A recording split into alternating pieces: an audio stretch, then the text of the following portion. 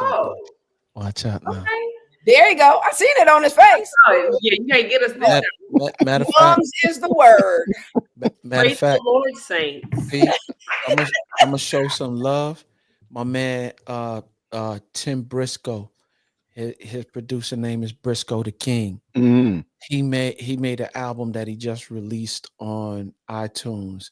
It's kind of like some when you need to work, but you need something cool to listen to. I just wanna. He said we could use his music whenever we want to. Look.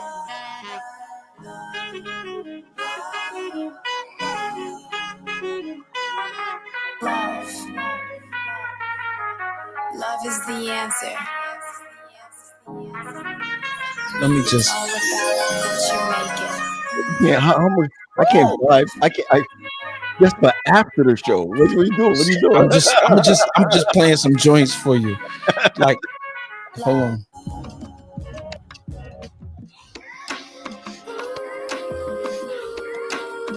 Like, let me just forward it a little bit.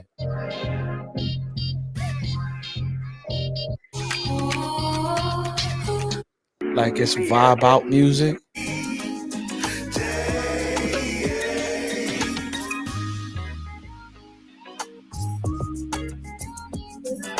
So for whatever we need, like I already be like, yo, I need you to.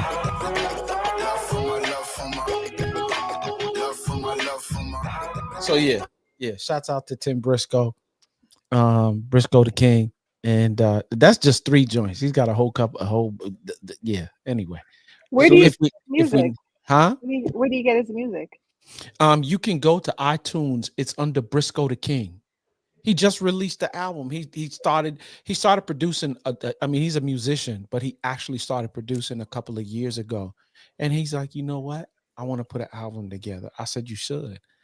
And I totally forgot. He came back. He was like, yo, remember that conversation we had? I said, for sure. I said, he said, well, I want to show you something. And he sent me a link to the album. He said it's out on iTunes now. I said, my man. So we're not gonna get messed up for that. No, we're not gonna get messed up for it. Okay. You know what I'm saying? So we don't get banged. Like Facebook might do it, but it's just one of them things where we gotta, and then I'll just have him on the back and say that Unscripted has, you know what I'm saying? So let him rock. Sounds good. That's lovely. I'm serious. That's lovely. I wanted to introduce y'all to. I want to introduce y'all to my weekend. Oh yeah, praise God. I was looking for Sade this weekend, didn't find her. Okay. I was in Huntsville. Mm-hmm. Leah, wasn't your daughter there, Leah? Huh? No. I saw something that you posted about VOT or something like that. No, that was one of my youth that was in my youth choir, right, years ago. And so it just thrilled my heart to see her up there just singing. She took back all that good work. I I was looking, and please don't get upset at me, but the person you posted was very light. So I thought, my. Look at you. All light-skinned people, Quest. You know, it's all we always get the rap. It's all good. You my brother, Quest. We right? always, no doubt. You know what I'm saying? We always get the rap. It's all good. Terrible, Paul. Terrible. I love y'all, man. I love you to death, man. And I had a great time. But let me tell you something. I really did not. I didn't go to any of the festives. Why not? My bed was comfortable. I know that's right. Really? Yeah. Is that the season of life we in now? I don't know. I got to admit, man, and some of the things that I've been talking to people about while I was there, and I'm going to be straight with y'all, was that this thing doesn't happen next year on Easter. So there has been so many conversations about how it needs to change to a historically homecoming weekend. Fall. It is going to fall. Columbus Day. That's not Columbus Day. We need to do it on Columbus Day because that's not our. That's not our holiday. You know that ain't. The other thing is though, it impedes so many people. If you are active in your church, if you are a pastor, if you have anything that where you are committed to a ministry in your church and you went to Oakwood, or even if you've never gone to Oakwood but you want to experience alumni weekend, you can't do it if it's Easter weekend. Can't. Now y'all know good and doggone well that that is not gonna happen because folk can't come in their summertime. You know what I'm saying? Do That's it in too the fall. bad. It could be such an amazing experience. You could still have like there's so many other things we could do because it's Mm-hmm. so hot outside. Don't nobody want to be outside. Mm-hmm. So you could do other things on campus that could just. I mean, we've had the discussion multiple times of how it needs to change. Mm-hmm. Yeah, I'm. I just want to see something different. But I'm gonna say this to y'all right now. There's been a couple of conversations that took place based on this role playing thing, that whether it's Christian or not. Oh, really? Yeah, I need to work on my facial expressions. Say it I'm, again because my facial expressions I definitely. need you to say it again too, because I didn't quite. Yeah. there's been some question on whether. Look at. Okay, you're happy now. Look, you may have to sit in the green room too long, Auntie. Not anymore. I don't know what's going on, but What's good, TP? nothing, man. What's going on? Man, I saw shoot. you on that sermon. I thought you was gonna wear some roots that day. Hey, bruh. Hey, let me tell you something. I started to get to them on what's the name on Saturday, but I said, hold up, they're gonna get it this week. I got a little. Don't worry, I'll be able to send you some pics this week. Yeah, I want to well, see you rocking that. Come on, come on, well, come on. I got some questions. Yeah. You started this, Armina, the last time we were together on this Yeah. role playing thing. I just want to know. I mean, is that impeding our Christian walk? Because for me, I want to be a. Let me. Yeah. What is happening? So now you direct your planes? I I'm want. sorry. What did you say? I want. I You want. direct your planes Oh. now?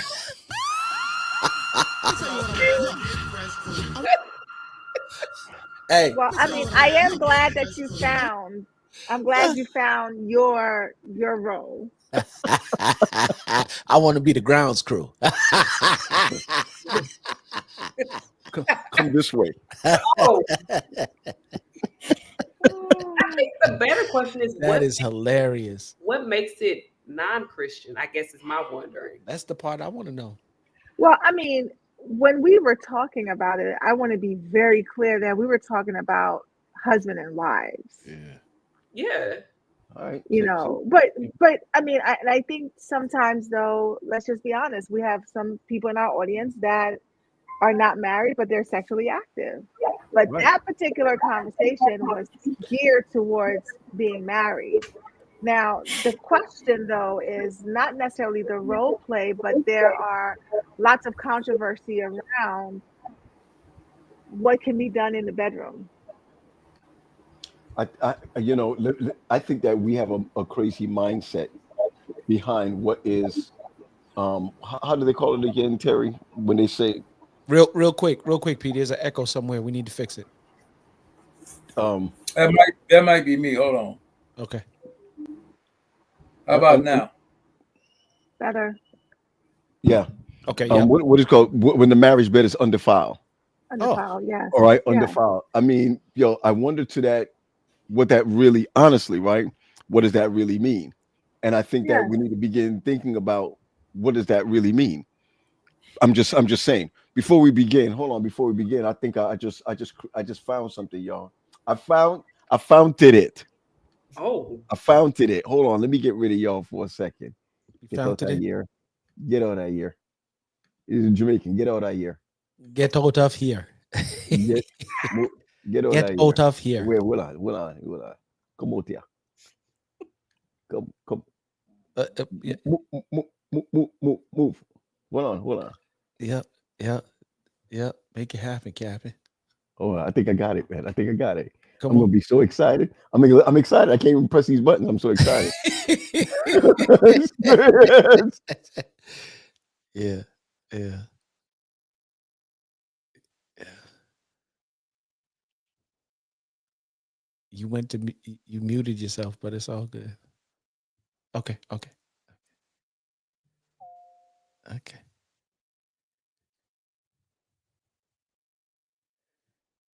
Look.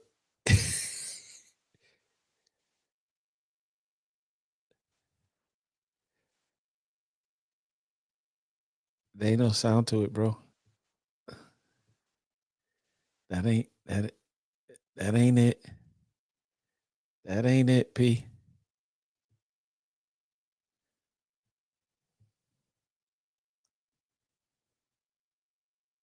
That ain't it. That ain't the one. Where's the one I sent you? Yeah.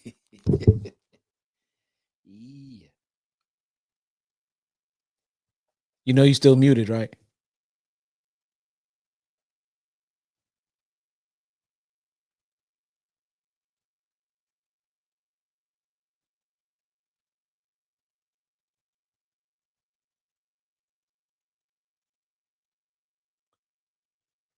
You still muted. Yeah, I can't. Nobody can hear you. Nope. You are muted. Can you hear me now? Yes, I can hear you now. Yeah, but that's not what I'm looking for. Hold Yeah. on. Hold on. So what was the thing that you sent? I sent it to you. I sent it to you in your text. I thought I got it. It's in your text. I just want you to know it's in your text. Yeah, but the text can't help me. We're here. All right, you know what? I'm sorry, y'all. No, you just get it ready for next week. That's all. Nah, man. Oh man. Now I gotta bring them back, right? Now I gotta bring them back, and I'm gonna be embarrassed when I bring them back. All right. So They're gonna look at me like, "Yo, Paul, did you really stop the conversation for nothing?" For nothing. No, I'm gonna help you, P. I'm gonna Okay. help you. I appreciate you, man. I appreciate it. Let's bring back Texas. Oh. All right. Let's bring back Long Dong Silver. Let's bring back Leah. Let's bring back. What did I say? Help him, Jesus. Help. Please, Lord. Help him. All right. So I called him Long Strong Silver. Is that what I said? John. I heard a John. Did y'all hear John? I heard. No, you hear nothing. All right. So all right. So you see that I just gave you right there? Yeah. All right. You can have that. And let's see if that'll. Yeah. Do you have sound? Yeah, I have sound. Okay. I hear no sound. What happens when you bring a pastor, a marriage coach, an educator, and 3 clinicians all together on one platform with no script, no pre-planned questions, with just one goal? To have real, raw, relevant conversations that bridge the gap between mental health and wellness, marriage and relationships, including those who are single, who are seriously pursuing love. We dive deep into the struggles, the healing, the growth, and the wins that come from building healthy relationships, starting especially with the one you have with yourself. Like I always tell couples, you're not the problem, your spouse is not the problem is the problem. Every episode begins with an unscripted question, and where the conversation goes, nobody knows. I'm telling you right now, even we don't know. Oh, I'm sorry. What? I mean, You can't get mad when they wrong. But one thing's for sure, you're about to get truth, transparency, and transformation. Hey, listen, you know what I learned from a client? Me and her husband used to create these characters, and they would like meet up at a hotel somewhere. They were married, but this is how they spiced up their marriage. Talking about role playing? I got a question for you. I want everybody to answer it. What would your role be? I see Terry in the Terry's in the green room. I'm not gonna let him off the hook. Hey Terry, how you doing? Question. You know, I heard that whole conversation, right?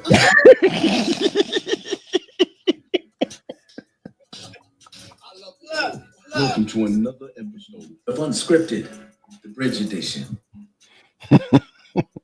Yeah. I love it. Awesome. Yeah. So So P got sorry. trigger happy because when I do it, I want to do it right. I want to do it from the jump. Yeah. So y'all getting it half now. Pete, all right, I'm gonna have to. I'm gonna get it together, bro. Don't worry. I'm gonna make sure we get it together. I'll get it together, man. my whole joint just died on me, man. I'm waiting for everything to come up. You know what I'm saying? Hey, cheers. Yeah, hey, cheers. Or well, with Terry, mustard seeds. All right, here we go. So anyway, first of all, I ain't see y'all. We haven't talked in a long time. Yeah, no doubt. So I want to go back to the mindset that a lot of people, well, I'm gonna say 4 or 5 people is enough to be like, yo, what is, is that really something that should happen? Is it a spiritual thing or whatever? And I like what you just said, Armina. We're talking about people who are married, but there's a lot of people, of course, that's on here, of course, that they have, sexual relationships and they're not, and they're not married. So, I want to be, for me, I want to be the groundsman. I still want to be the groundsman. He put him back on. Did you say you want to be a grounds crew? I want to be a grounds crew. You want to you want to come in with the overalls, with the, you know what I'm saying, the full body overalls. Yeah, just with the just the vest. Oh wow. And I'm gonna put a little light on so wait, so it could reflect. You know what I'm saying? So it can reflect. You really thought this out. I thought it out, Right. man. Yes. I thought don't be jealous. No jealousy. No jealousy at all. Because we're the Get Fresh crew. So Armina, Armina, honestly, is it kosher? Is it not kosher? Where's your heart on it? For me and my husband, it is. And I have to preference that because I don't believe that there is a script to marriage. Like there isn't a book where every married couple follows from cover to cover. That's it. Wow. She don't follow no script. So if your husband come in with a preacher's robe on, it's good, right? If your husband comes in with a preacher's robe on, hold on, Leah, I'm getting somewhere. If your husband comes in with a preacher's robe on, what do you, with a little collar, what you gonna say? Yep. Play me some Marvin Gaye. I'm just You saying. don't say, "Bless me, Father, for I have sinned." Hey. It's been 15 years since my last confession. Hey. Oh man, I think that we don't have enough, whether it's in the church or not, right? Whether it's in the church or not, we don't have enough open conversations because it's always a closed thing when it's really a spiritual thing. It's closed, even if you're not religious or church going or whatever. That thing is still spiritual. It really is. Leah, what you were saying? I'm sorry. No, I mean, I was just gonna, piggyback off of what you said initially and talking about the marital bed or the marriage bed being undefiled, right? Okay. And so when we're looking at that, basically what the word is saying is that there is no measure of corruption, right? that happens in the marital bed. So if I want to get creative, am I not allowed to do so? It is in the marital bed. Hey, listen, I think you're right because the person that said true right there is a pastor. See that guy right there, Byron Wells? That's a pastor. So okay, you could. So can I say this then? With the word saying that the marriage bed is undefiled, I think that there's a part of that encourages you to explore your sexuality with your spouse. Have fun. He gave it to us not only for procreation, but for us to enjoy. But I think you said something, though, Quest, is with your spouse. Now, with your spouse. We know that in some marriages, it doesn't just solely remain with just the spouse. Mm-hmm. And it can get creative, right? That way. You mean with permission? What'd you say? You mean with permission? I mean, again, it is only with the spouse that the marriage occurs. It doesn't occur with the spouse and outside partners. That's right. Even if an individual decides that they may want to bring someone into the marriage, then that no longer is solely about that marital union. So I question that, because in the Bible we see a lot of marriages where other people were bought in. That was never the initial. That initial was- Hey, wait, hold on a second. No one told you to talk right now, okay? She's speaking. Okay, let her finish her thought. Go ahead, my sister. So what I'm saying is, if we look at Abraham and Sarah, right? If we look at Jacob, Rachel, and Leah, if we look at just in that time, I think the only marriage, and I could be absolutely wrong, where I see one husband, one wife, is Adam and Eve. Job and his wife, I'll give them that one. Solomon, David, like, I think. Look at the what happened after they introduced other people into the marriage, though. Now, Yes. there were problems, right? Mhm. But if you look at Adam and Eve, they're not a good blueprint either. So Yeah, but when you mentioned, the situation with Abraham, Sarah, I can't remember which one she was at that particular time before her name got changed. I think it was Sarah, right? The reality is that they weren't in the bed together. I'm talking about the marital bed, Okay. right? And the activities that occur therein. She allowed for her husband to go out there and get somebody else because she felt inadequate, right? So that's a whole nother issue. But as Quest was saying, when the rubber met the road, he had mad issues trying to make certain that his wife was, happy. Right. And when wife got unhappy, he said, do whatever you want to with Hagar. I don't even care because she ain't mean nothing to me, right? Right. So now you got another woman in your situation that's getting used up, but you got a baby by him at the same time, right? So you'll never get rid of the side piece. Right. Right. Because the rubber should have met the road. Oh, the rubber should have been on. But then it would have, Right. it would've produced. But you know what, though? It's a testament to what happens when you don't trust God in relationship. That's true. Yeah.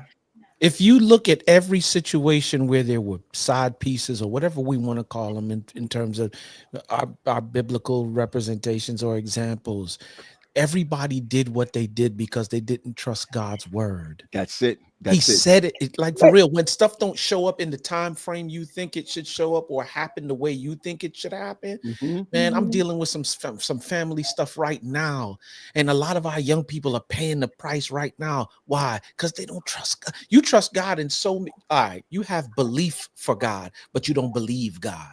Because see, when you believe God, it requires a movement on your behalf, whether it be obedience or moving in a particular time and space. And when it comes to this thing called love and relationship, you don't trust them for it. So you take matters into your own hands, and then you don't get the blessing that you're supposed to get from relationship. But yeah, that's a. But can I say this, though? Well, Can I say, go ahead.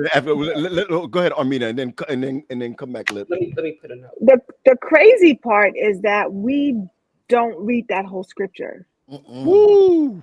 Because if you kept going past undefiled, like that would answer the questions most of us have. Go ahead. Because it talks about the whoremonger and the adulterers. Like, so that's that. And it's not funny, but it's my little dry humor. So just don't be on the bed. Use other spaces in the house. Girl. Armina, I'm learning something about you tonight. That's my girl. I'm learning something. You with Dougie Fresh. We the Get Fresh crew. Listen, they just wait. Hold on. Do y'all hear that? Yeah. They just erased my name off the book. Lord Jesus. No. This is what Pastor Wells makes this comment. Believe in God and believing in God may not be the same thing. I love that. I love that. Oh, shoot. My question to Quest was, in some people's lives, and this, I promise you, I love the Lord. Let me preface this. I love the Lord. I believe in God. We know what's coming. Go ahead. But Has God shown himself trustworthy to everybody? I believe he has. So let me say, if you have people who have experienced trauma literally since their childhood, and they've had to fend for themselves, they've had to fight people off of them, they've had to make decisions, and they didn't have the protection of a parent, they didn't have the guidance of a parent or a grandparent or someone to say, hey, I love you. When I worked with children in foster care, I learned the value of saying, I can't tell you who God is all the time because of your experience. And so I think we have to understand, for some people, trusting God is a daily choice that they're having to work through because he hasn't really shown himself like that in their lives. And I think it's unfair of us to say that you should just trust God with your love life, with your career, when you've had to literally get it out the mud yourself. Well, here's the funny thing about it. For those of us who are believers, right, and you know that trusting God is not an overnight process, right? Because I'm with you 100%, Sade. Like, for real, some of us have experienced some things, but it's a journey, it's a walk, right? And what you definitely don't want to do is take a side road off the path. Stay on the journey. Right. And a lot of us are taking side roads and stuff because we got, you know what I'm saying? Like, please, whatever you do, don't get off the path. Let me interrupt you for a second, Quest. Yeah. This is very hypothetical. Very, very hypothetical. Yeah. So Faith comes to you. And Faith says, you guys sat down, you say you watched Bridgerton together, right? Okay. She sees a scene on there, and she says, you know what? For your birthday, I want to do something for you. Praise God. Praise God for Bridgerton.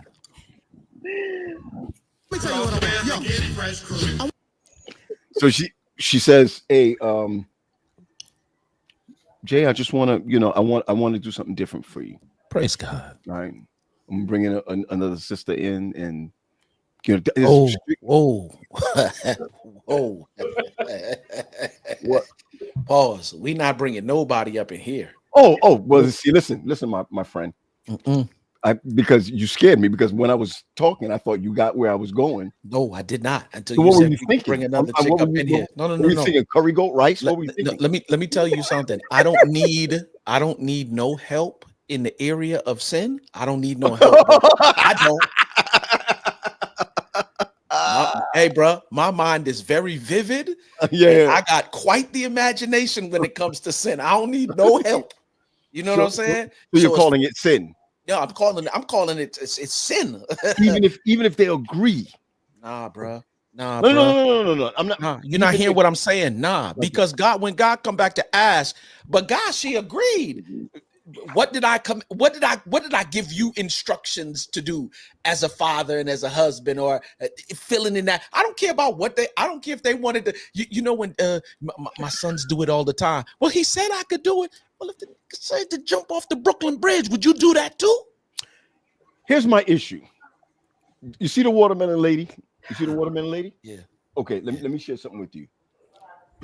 I'm gonna sound like Sade. I love the Lord. I love him too. All right. And that's why nobody else ain't coming up in here. I don't think Leah. I don't think that I would have a strong rebuke. Okay, I don't think that I would have a strong rebuke. I think though that I probably would not, but it would not be because of heaven.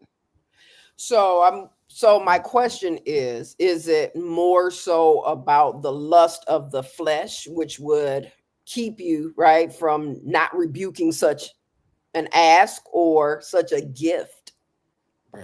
Is it the lust of the flesh that's motivating that? Or is it wisdom? Because Irv, right, just posted something. He said, so what's up with Solomon? Okay. Right. Solomon had all these concubines, right? This is where, men, that's the pinnacle for men to want to reach is what? You can't trust Dr. Daffy. Dr. Irv. Come on, Black. That's my boy. That's my boy. You can't trust Irv on this one, man. But here's my thing. He says nobody can explain this, and yet we acknowledge him as the wisest man. But What did he say? in his latter years, he said all of this was what? Vanity. Folly, foolishness, right? Well, after he's experienced it. And I think that we all have a measure of experiential knowledge that we can then turn around and look back at and say, don't do it, because it will lead you down a path that you cannot recover from. Okay, so do we not do certain things as Christians because we are afraid of getting caught, or we're afraid of going down the path? No, because some people will go down the path. Some people go down the path and be probably both. Okay, probably a little of both. Okay, I'm telling you, it's some people out here. Let's pause for a second. Action is next level, bro. Sade, do not wear your face on your sleeves. Because I was sitting here thinking, and I was like, I don't think it's just Christian, right? I think human experience lends itself, whether you're Christian or not, that some things just aren't going to happen in my house, right? Because common sense is more common than we think. If I know myself, right? If I'm in the bed with my husband and another woman makes a sound, we're going to have a problem.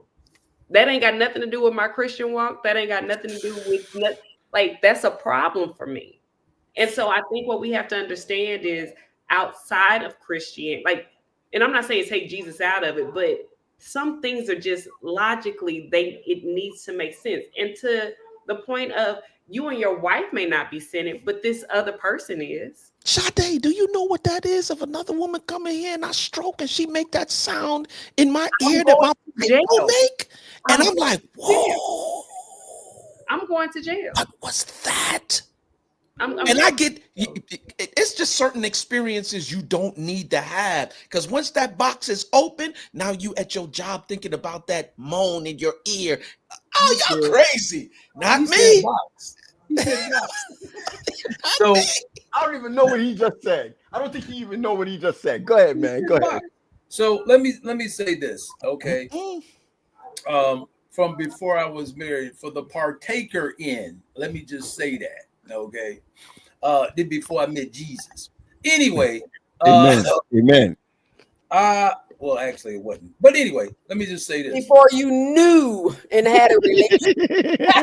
I had a relationship. You met him a long time ago. Did you know him? I knew he had a relationship. Did you know him? Yeah, I was in college. But what happened was, and this is what inevitably will happen. Okay. And Quest was talking about it. There's always going to be, as my guys call it, my class, some strange, you see what I'm saying, that come along. And it's like, yo, she doing what this one ain't doing. You see what I'm saying?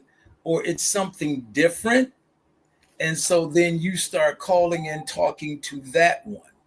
You see what I'm saying? And there's problems because there is some rules, there's some rules that come along with this thing. And a lot of times it's hard to keep that, separate from, because it's like, dang, man, this one right here is doing this better than so-and-so. And so it's best to, because I've had women tell me that they would bring in somebody if, we were married or whatever, they would bring in somebody for my birthday. And I'm like, you probably don't want to do that. You don't even know what you're doing. Bring in somebody and putting your own self out of business. Listen, you bring in somebody, it's like you don't, but you wouldn't know her. It doesn't matter. There's social media and everything else. You run into and then next thing you know, your stuff is messed up at home because you chose to bring somebody in.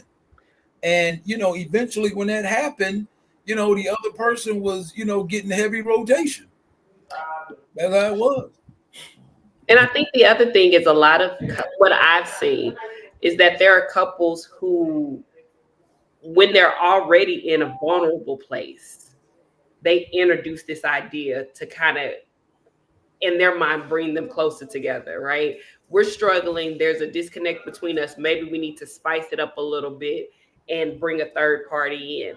I just think for me in my house, whenever that house is established, that's something that, if that's a desire of yours, I'm not the person for you.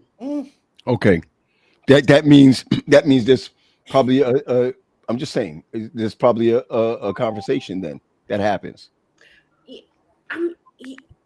I would pray not, but yeah, like, I mean, like, if that's something that you're into, like, I hope that that's not the desire of my husband. Like, he's not trying to do this at this ripe age. But I also have to understand that that is a conversation. Like, what is it that you're into? What have you experienced? What are you trying to go through, and all of those things? Because I don't want us to be in the position to where that could even come up. Sorry, I'm not on Do Not Disturb. But I just think it's crazy I think it's selfish in some parts to expect someone else to come in and that your spouse not be intrigued to know more. Okay. But can I add something though, Paul? Okay. Yeah, go ahead. And it goes a little bit back to what Sade was saying about like common sense and logically doing certain things. What happens though when an individual changes over time? Because in a marriage, and even before the marriage, right? While you're dating, a lot of times you get all the right answers. And people know how to not disclose certain things until you get very comfortable into the relationship. And then you start to, over time, feeling like you can start to peel back some of those layers of your life. Mm-hmm.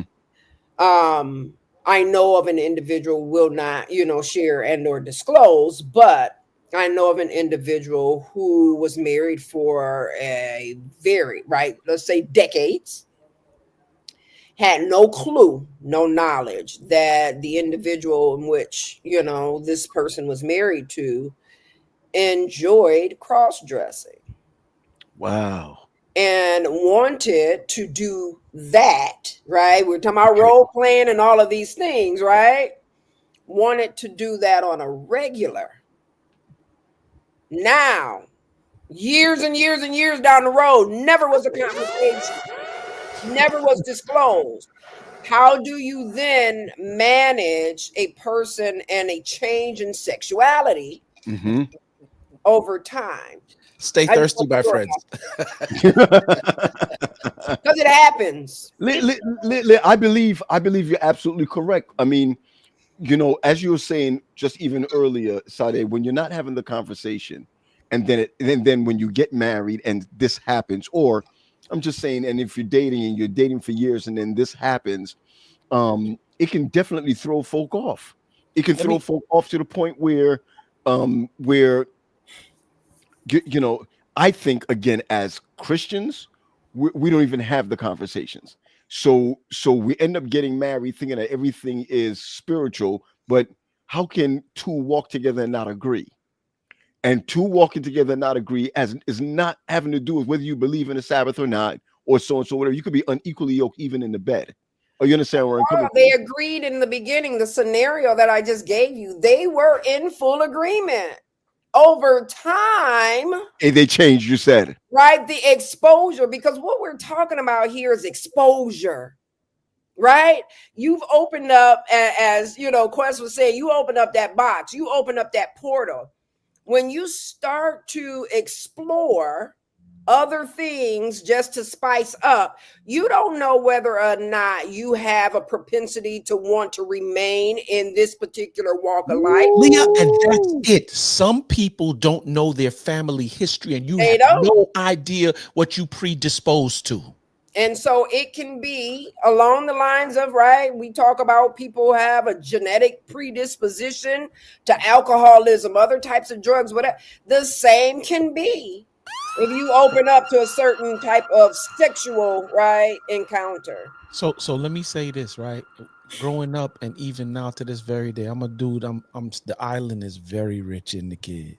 I love cornmeal porridge. I don't care what nobody say.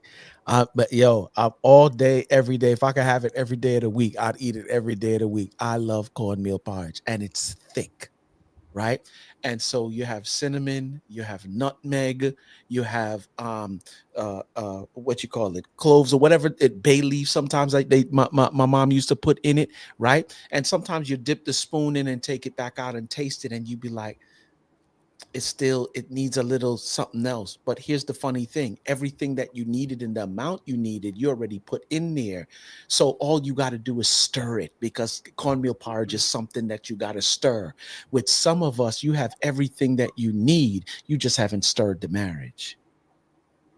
And what I'm saying is, sometimes when you start exposing all of that other stuff that don't need to be in there, it's going to ruin the taste, it's going to ruin the flavor, and it might make you sick. But when you said the exposure, I think about how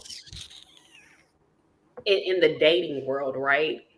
People have already been exposed to stuff.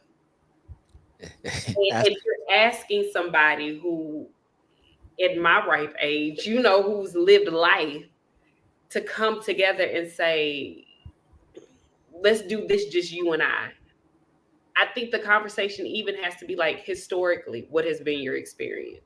Right? And I think the tough conversation, the real tough conversation for women, especially Black women, to have with Black men is, have you ever been raped? Have you ever been molested? Have you ever been abused? Because that can show up in my marriage. And that's it will. And that's a question, like, women don't have a problem saying, yeah, this was my experience. This is my life. This is what happened. But to give a man the safe place to say, I was touched and I hate that I liked it, but it happened. Like, how do you think that's going to present itself sexually? When we're if you don't have a safe place for them to share that, then they're not going to share. Right. And we're going to act out. And that's why I said I would pray that in a dating situation, or whomever I'm with, if I open that question up, that I've created that safe place. But now he's having to think about things he's probably never thought about since then. You know what I'm hearing, Sade, as you say that too? I'm just thinking like, yo, if you're not in a place where you're ready to have that type of conversation, then you probably shouldn't be dating to move to a serious relationship. Absolutely. But what if the other person don't feel, Quest, that they can have that conversation? What if somebody's not open enough to have that conversation? Well, then we shouldn't even be doing what we're doing right now. Because here's the funny thing: if we progress through all of this and get to the place of serious relationship, let me tell you something. You know how many couples I know who moving in a particular direction? Let me not say particular. They're moving towards marriage, and there's some stuff that they need to work through. And I've had to tell couples, let me tell you something. You might want to postpone this. And they're like, well, we paid for this and we paid for that. Do you know what you're going to pay on the back end? As a result, if you don't, sure, you lose a couple grand, but what you going to pay on the back? You know how much divorces cost now? Yeah. And that's without kids. Mediator.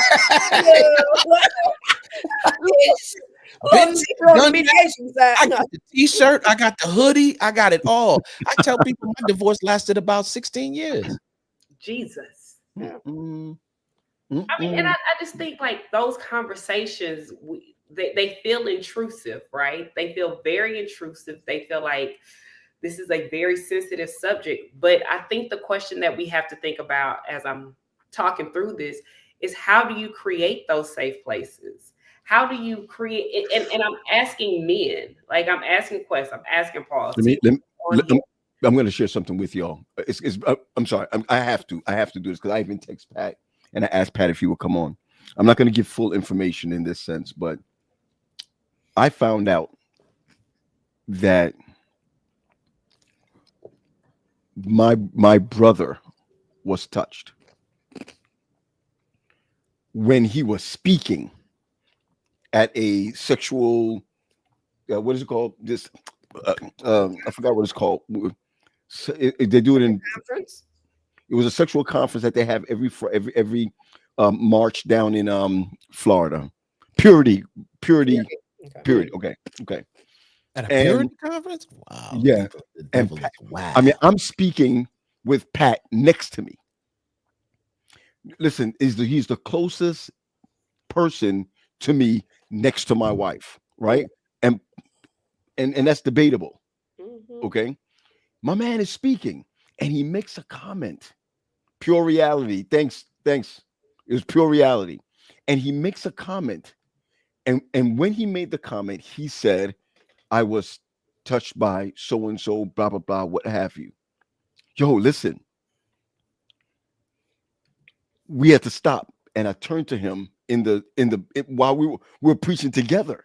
Mhm. And I said, by so and so in his ear, right? And he was like, yeah. Then I had to reveal to everyone that me too. Mm. We went back to the room after and had a conversation, and we were 52 years old, 53 years old, when we discussed with one another that maybe that's why we No kind of doubt. messed up. No doubt. Yo, I never had the conversation with my own brother, Yeah. my twin, my womb mate, Mhm. right? Much less than when I even had that conversation with Wendy, because Right. I never had the conversation with Wendy. Mm. You see where I'm coming from? Because we don't want to feel a certain way, especially when it's the same sex that did that. Mhm. Exactly. You Because see where I'm coming from? there's a level of shame that Shame. comes along Yes. with Of it. course, the level of shame. Shame. Of Yeah. course, and then you never told your parents. And then if you're not in the right environment where people are emotionally matured, and you know what I'm saying, it gets you get played Then in. Sade touched on this. She said, and what she was speaking to is when you hear individuals that finally disclose, a lot of times they're struggling between, right, the intellectualization of what transpired Yep. and the physiological reality of it feeling good. Right. And that messes with an individual's mind. How do you reconcile that within Woo! your head, right? So, ooh, And the So, thing that yeah. we have to understand is that the body likes what it likes, right? And predators know that. okay, Yeah, okay. there's So, Sade, neurological sensations, right, that occur. so Because imagine introducing something into your marriage right. and opening that box That- and actually loving it. And here's the, Wow. you don't even me as your wife, I'm thinking I'm introducing something new, Nah, but bruh. because we've never had this conversation, this is something that's triggering something like I've felt this before. I've experienced this before. I'm sorry. Like, how do we move from where we are yeah. back to where we were before this happened? It's Mhm. overcoming I that think shame. too. I think Go ahead. one thing you have to realize. I'm sorry, Leah. You wanted to. No, you're okay. Go ahead, So pops. Oh, sorry, not pops. I mean, sorry, man. Sorry. I think one thing you have to realize too is that we grew up in an era where kids are seen and not heard, and so a lot of times too, you have to think even with young ladies. Why are you dressing like that around that man? Put some clothes on. You know what I'm saying? It's like, okay, so he doesn't have control over himself, so I gotta, dress fully. Also, it's like, what did you do? That's what the child is being asked. What do you mean what I did? I was being a child. What are you talking about? And so therefore, when a lot of those things happen, you don't know who to go to because your parents did not make it a safe place for you. So when I had children, I told my kids exactly what their body parts were. So there is no mistaking if something happens, it wasn't he touched my wee wee or he touched that. And he's like, oh, you bring in a stuffed animal. This is my wee wee. And so now you've caused a whole bunch of stuff that you're like, wait a minute. So I told my kids exactly what their body parts were. If somebody touches you, if this happens, You can feel comfortable. Come and tell me. Don't be afraid. Mm-hmm. See, that's not the era we grew up in. It would be automatically, what did you do? Why didn't you leave? Why didn't you come and tell? And so all of a sudden the kids feel like he did something wrong. Like, what did I do?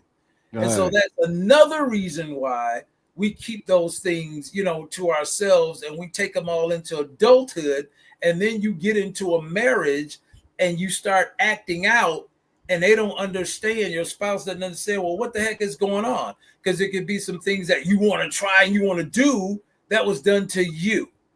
You know, you're not open to certain things because of what has been done to you. And so you just figure, I'm gonna go do this and then I'm gonna be done. I don't want a whole lot of, and so that PTSD starts to kick in. You see what I'm saying? Because now that's that post-traumatic stuff where it's like, well, man, he's always wanting to, why is it that, you know, he has to have, or she has to have this certain music playing, or why do I have to wear this certain cologne, or why do we have to do it here? Because a lot of times when it happened, this is where it happened, this is how it happened, or why can't I do this? Because when that happened, you know, to me, I don't like this, and I don't like this. That's because those things happened during the abusive time. Wow. And I think the other part is that a lot of times, and I can say from my experience, I don't think that it's parents don't want to create a safe place. A safe place wasn't created for them when they experienced it. So they don't know how to create it. Right. They don't know how. Because the truth of the matter is, my generation was not the first to experience it, right? I think my generation was the first to go to therapy and talk about it. But my parents, my grandparents were never given the freedom to say, Uncle so-and-so touched me. Right. Or this happened. So to create a safe place, you have to know what a safe place even feels like. And I think not just a safe place, you have to also have language yes. that's associated with the action. Most Like- children don't have the language to say what has taken place. Yeah. Right? There's no words in their vocabulary to say that this, that, and the third actually transpired. And so that's one of the reasons that play therapy is so important for children, is because that's their first language is play. Right? So you have to watch people and see the children. How are they moving? How are they acting? What is the unspoken language of what's taking place? So there's a lot around this. And Leah, play brings us back to secure attachment too. It does. Yeah. That's what brings us back. And is one thing you got. I'm sorry, Terry. What is? I'm not going to gloss over that. What is that? What do you mean by that? What's secure attachment? Yeah. What is that? Attachment. Secure attachment is where, you know, it happens really in the maternal, you know, process when a child is born. That look of love that you give the child, you know, the stroking and the looking, you know, looking at them like that look of love. I love this baby here. And you're caressing the hair and you rubbing them, and they're looking at you like, this right here is, you know, my person. This is my person. And so anytime we have secure attachment issues, it's based on a survival instinct. You see what I'm saying? It's like we're trying to survive when there's some stuff there. It's not. And secure attachment is one way to get, or play is one way to get us back, because we play too much. We work too hard. We never sit down and have a good time and just go outside and run around. That brings us back. Those are one of the ways we can't, our parents can't help the template they were given. You see what I'm saying? But once they realize, okay, I made some mistakes, there is a way to get that secure attachment back. Yeah. Can we have that in marriage? Can we have that in relationships? Absolutely. Of course we can. So you know what the basis is of secure attachment is food.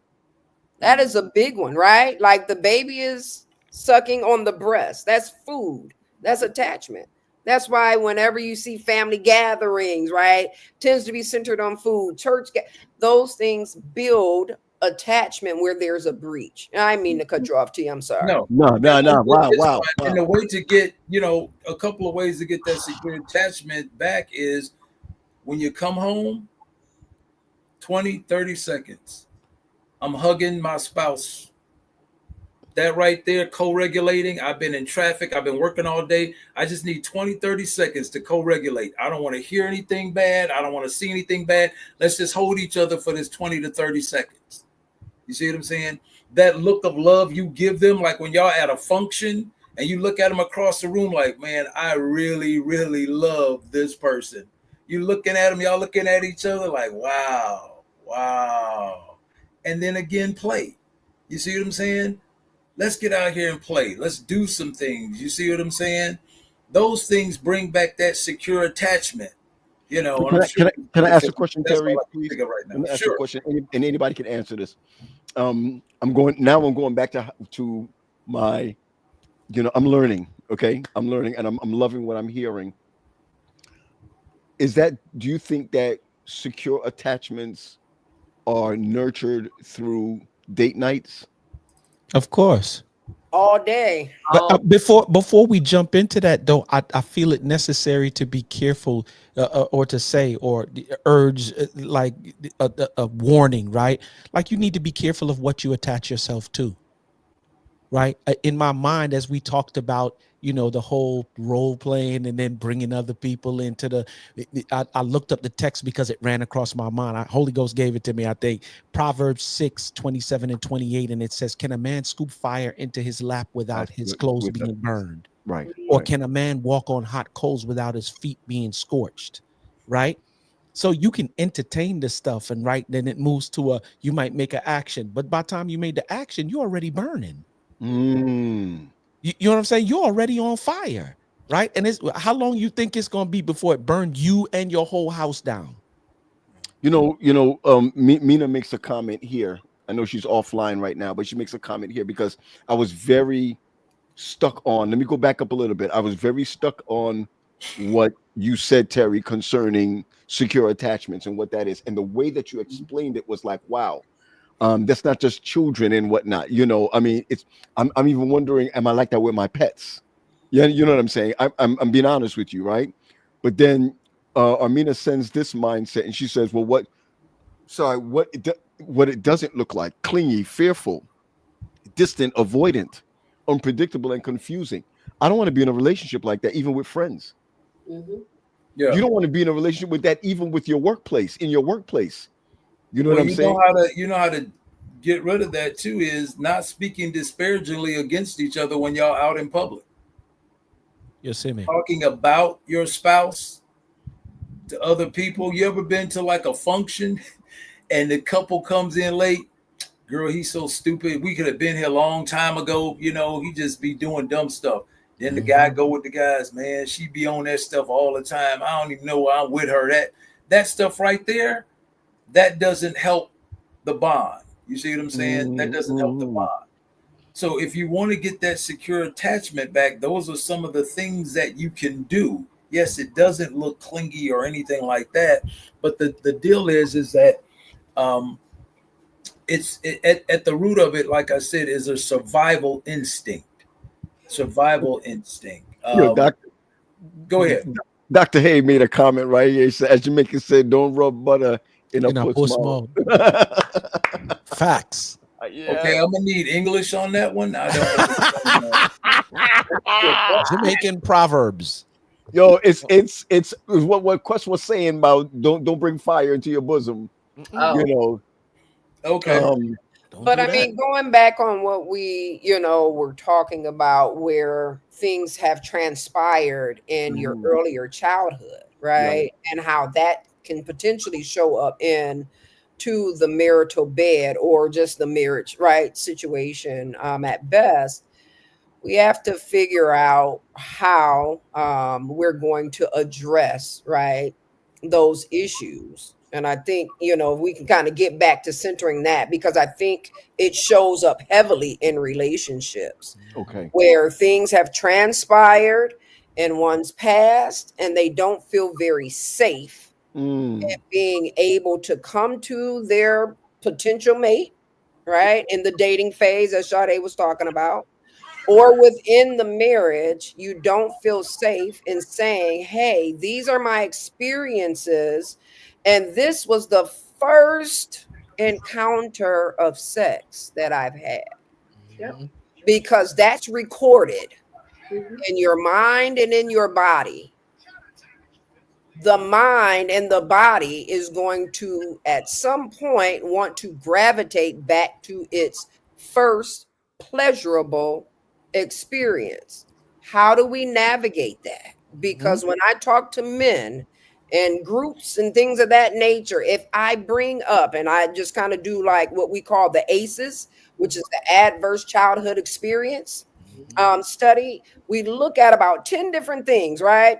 And so one of the questions is, was there ever a time in which between the ages of 0 and 18, was there ever a time that someone that was at least 5 years your senior ever touched, fondled, engaged in oral or anal sex, right? And I'm having this conversation with men. The body language that's given, right, is averse and avoidant of being able to even sit in space, and no one is looking at their paper. Nobody sees what the answers are on their assessment. Their body language, just the thought of having to revisit such a thing and for it to potentially be known, because it's easy to keep things hidden and close to the chest. But once it comes out, and somebody else sees it, then how am I now identified? Am I a man? Right? These are a lot of those questions. And so when that comes into the marital bed, That's crazy. how do we reconcile these sorts of things, right? Men, they, and again, I'm talking just about, my client base for the most part is men, Black men. And in those spaces, a lot of times you hear, well, it was my babysitter. Yep. It was That's a right. woman. And hey, it was an older woman. Like, what's up? And they don't realize the damage that was done. And that their wife is going to have to assume later on in their lives of dealing with the sexual improprieties that was done to them by a trusted individual. Can you be damaged in your 20s? Because I think I might be damaged. But you know what, Quest? I was literally sitting here and I was thinking about how I have had conversations with teachers. Wow. Right? Wow. Conversations with teachers about what's appropriate and what's inappropriate. My male teachers know it off the bat. My male teachers are like, no female student can be in here with me by myself. No female student, like they know it. My female teachers, I'm having to coach them up because they don't even see it as such. They don't see it as inappropriate. They don't see it as, but the thing is, when you talk to fathers, right? I have a friend where his daughter, 13, if somebody touch her, I'm going in. I'm going to do this. I'm going to do that. I'm going to do that. I said, now, if your son comes to you and says that a teacher tried to touch him, what would you say? Was she fine? You are continuing this cycle of it's okay. As long as she looks good and, well, he wanted it anyway. How you know your daughter didn't want it? Oh my gosh, stop it. Stop. How do you know your daughter didn't pursue this man? How do you know your daughter wasn't presenting herself in such a way? But we are so quick to that young boy is a man and, this is just what he wants to do. But this little girl, and this is the cycle like we talked about 2 weeks ago, Leah, where girls have this persona that we have to perform, right? I can't be who I really want to be. I have to perform, but this boy can do whatever he want to do and it's okay. We gotta realize that I could remember being in a room full of guys, freshman year, Oakwood, talking about who did we mess with this weekend.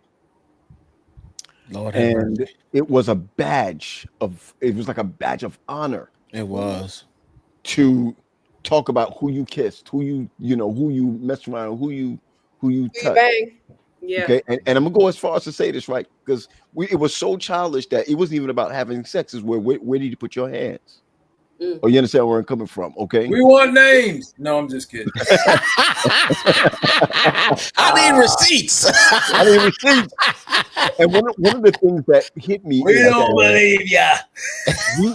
it is not a badge of it is not a badge of honor to lose out. It's not a badge of honor to walk away from that. Maybe when it comes to the opposite sex, to the same sex, right? Then it's like, yo, chill, even if there's no big deal with other individuals. But what I'm saying is that when it's a woman, when you're entrusted, listen, family, when your family entrusts you to a 16 and 17-year-old girl, and you're 7, and you tell your uncles, and your uncles are like, my man, then it becomes a norm that it's okay. Then I expect for in all of my relationships that what this 16, 17-year-old girl did, that this 13-year-old young lady's not ready for or whatever, I'm imposing what I've learned up here to here, when that was abuse.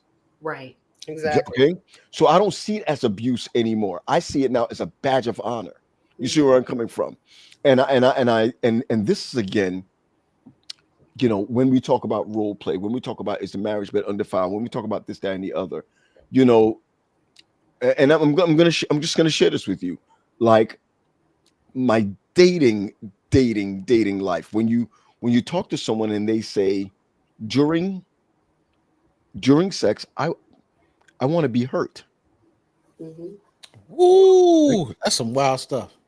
No, I want to be hurt. I mean, you hear that. I want to be hurt. I want you to do this to me. I want you to do that to me. And if I say, listen, y'all, if I say, I'm not doing that, then the pressure is not on my boys. The pressure is she goes back and says, he ain't about nothing. Oh, you understand where I'm coming from? And I think that the way we are raised as men, as women in a sexual society, and now an exposed society, more conversations need to happen. We talked about it, and I'm sitting here contemplating, right? Like in the dating scene, there are people who are married who aren't comfortable enough to have these conversations. Facts. Right. That's why I said, just by putting the topic out there on the floor, Right. It's a big deal. Much distress and discomfort in the body. Right. Let alone somebody having some one-on-one and look at me dead smack in my eye. But can I say this real quick too? This is the reason why my heart goes out to Sade, like people who are in your category right now of, trying to find a potential mate, right? The dating scene, those who are single and seriously looking to be in relationship. I'm glad that we're having, Leah, you said it, just throwing the conversation out there. You need to be having these conversations. And if you're not, and if it's too uncomfortable to have them, then you shouldn't be doing relationship. There's some foundational stuff in terms of who you are. Once again, here's my favorite word, development. But here, Quest, this is what happens. And I'm going to just say it. I know everyone, and it's okay if you disagree. A lot of times what happens is the saviorist complex. Right? So now you have an individual that you see is unable to have this conversation, and that long suffering savior comes up and says, it's okay, honey.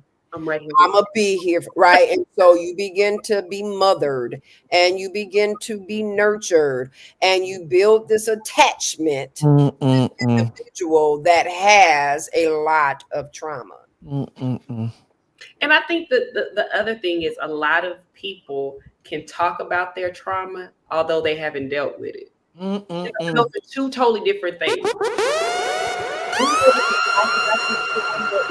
This is what happened to me. This does not mean that you have sat and dealt with it. And that's why, Quest, when I brought it up at the beginning, God has not, in some people's lives, he's not shown himself trustworthy because they haven't done the work. Wow. They haven't sat with the therapist, said, you know what, this happened to me, and they haven't been challenged to say, well, find God somewhere in it. Like, how can you find God in this trauma, or how can you find God in this experience? And so I think when you do the work, right? Because I was a performer.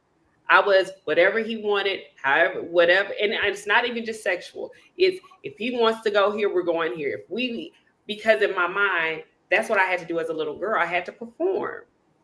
Right. So now that I've gone to therapy, I sat through it, and I've sat through the feelings, and me and God have had some really tough conversations, because some things only God himself can answer for. So it's me and you, when we going toe to toe.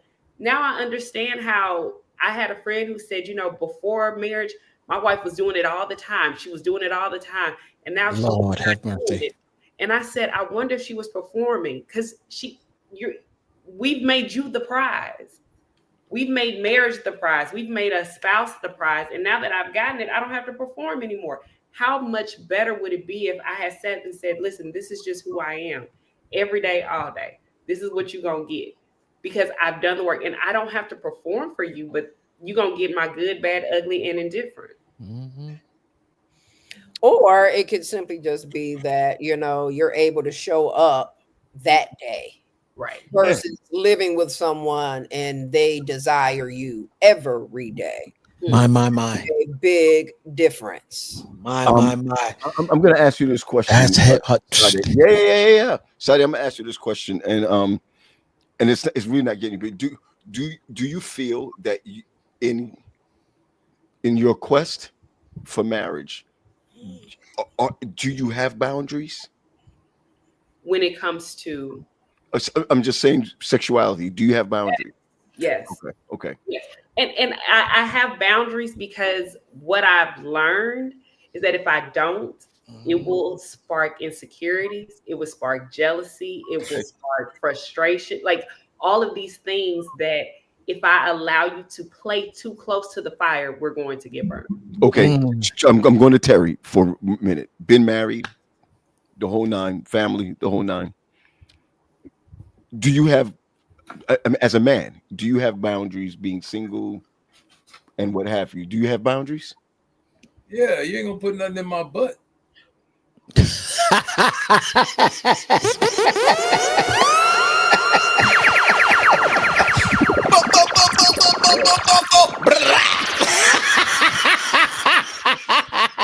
Terry, I don't care what nobody say. I love you, bro. I love you like cook food. I'm just keeping it a buck. You know what I'm saying?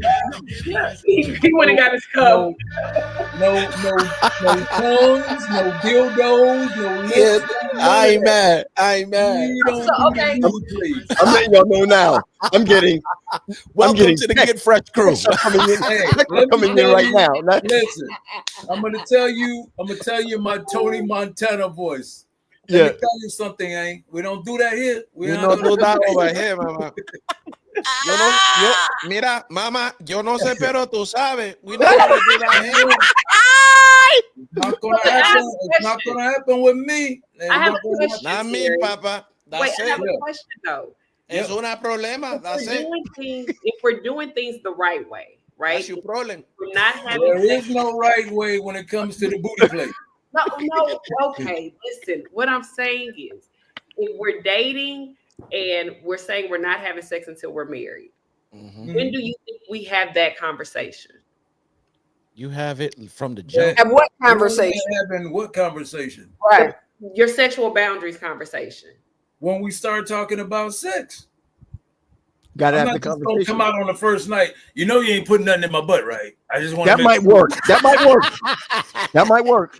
I just want to make it 100. You know what I'm saying? Yeah. Keep it a stack with you. I just want to keep it a stack with you. So to answer your question, Paul, there are boundaries that, and there are things that I'm not going to do. You see what I'm saying? There's things that I'm not going to do. So if it's like, if it's something you want that I'm like, you can get somebody else to do it.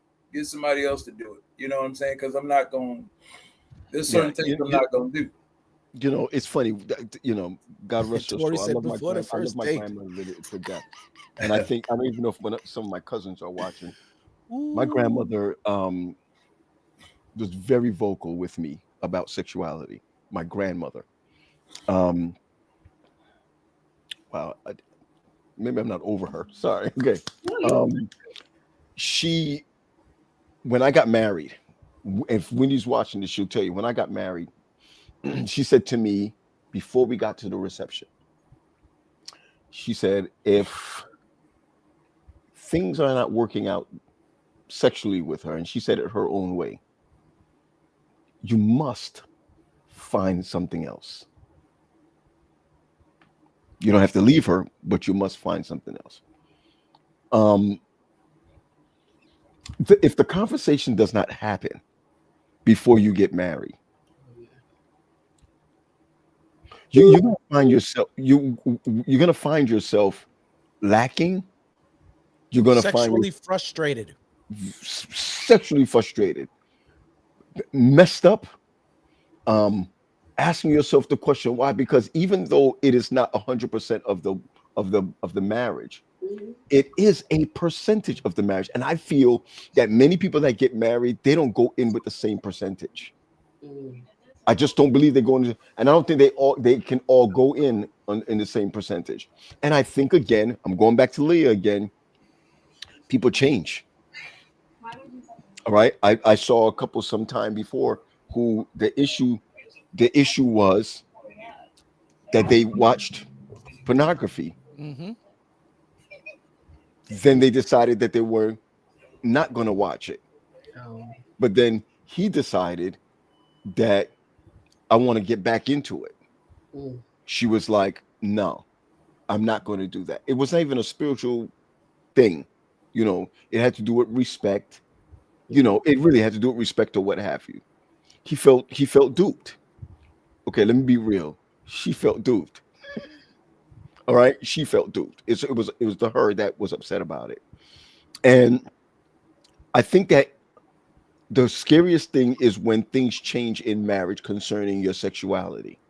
When things, if Wendy comes up to him, just say Wendy comes up to me and she puts on a baseball cap, Tim's, right, shorts on, My. and a vest. Yo, I don't think I'm going to be like, that's not what I like. My mindset would be like, if that's what you like, I will get used to it, even if it's a one-time thing. That's the role play I think that what's the name was talking about, that Armina was talking about, right? But like, if you're gonna beat me with a With a dildo. with anything, Whips, chains, all of that. whips, Put a big one you across your forehead. thank Wow. you. Hold up, y'all. You gonna choke me out? Pause. Big pause. I mean, I don't like that stuff. And for me, I don't know how I'm gonna have that conversation to be like, yo, I don't like that. I don't want that or whatever. Because here it is. I'm going back to I'm just going back to you, Sade. I like what you said. You're a what? You're a performer? I was a performer. Okay. My grandmother taught me to be a pleaser. Which means whatever they want. And she and my grandmother meant whatever she wants. You do it, no matter what. And this was her answer.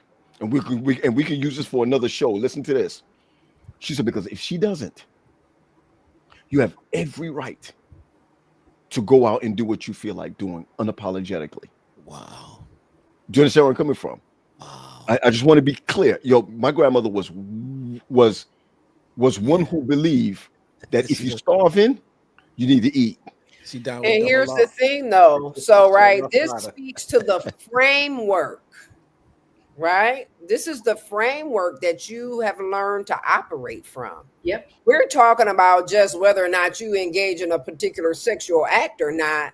Right. We need to ask questions about the framework, right? Your belief system around this conversation of sex, Absolutely. right? Because that, to me, if I heard that, I'd have had to let you go early on. They were already Because married. the reality Here's the funny is, thing about it. You know it's serious because when you spoke about it, you got So It was like, here, oh, but I'm here's pulling myself like, up. I while ain't over here just yet, so I know that the connection is close. It So was tight. It was just tight. saying. Terry, Just before I saying. let you go ahead, Terry, my mom, I'm giving you an example again, right? My mom did not like me with a young lady, dated her for years, right? As a pastor, she was not Adventist. Y'all missed that. I was a pastor. She was not Adventist. I'm gonna just put it out there like that.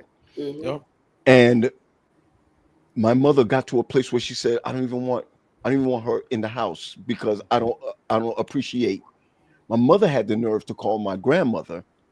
Hey, dude, I'm 23, 24. My mother called my grandmother and was like, yo, how she felt. She said how she felt. My grandmother called me. Remember, there's no cell phones.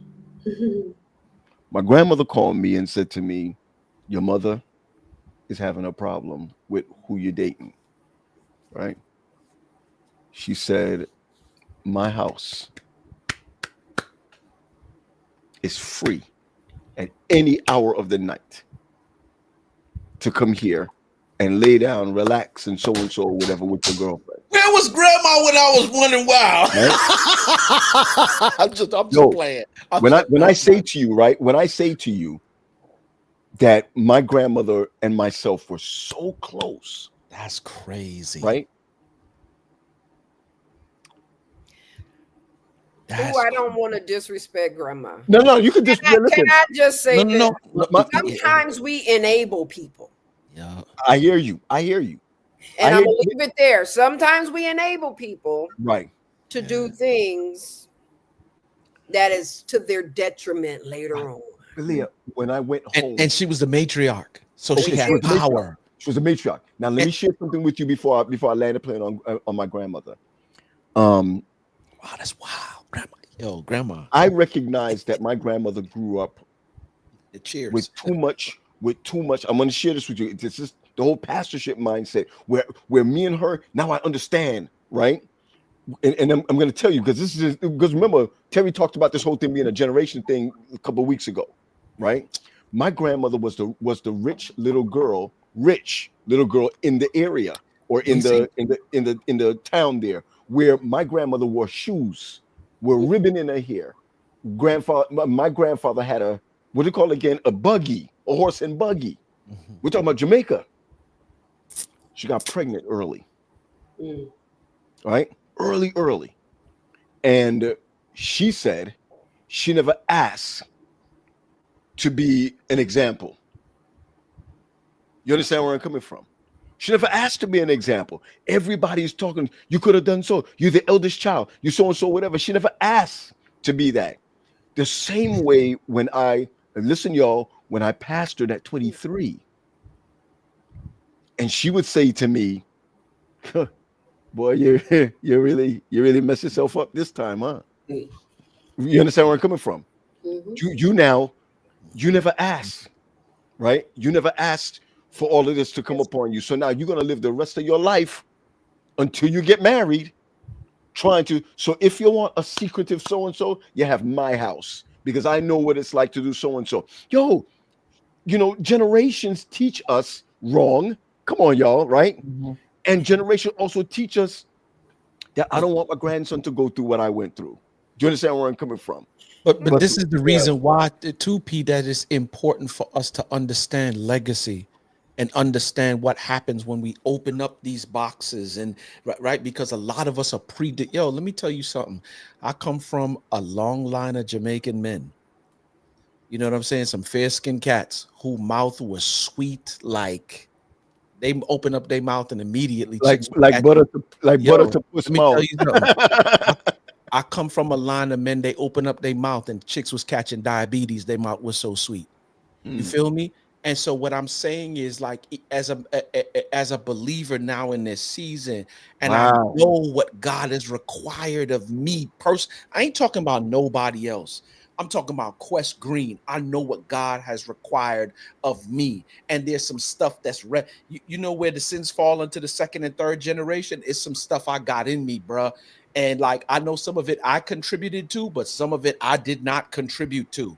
And I know that's why I gotta be careful about where I put my foot, because I promise you, like, oh man, when they came and asked your boy to be an elder, I was like, yo, you sure you want that?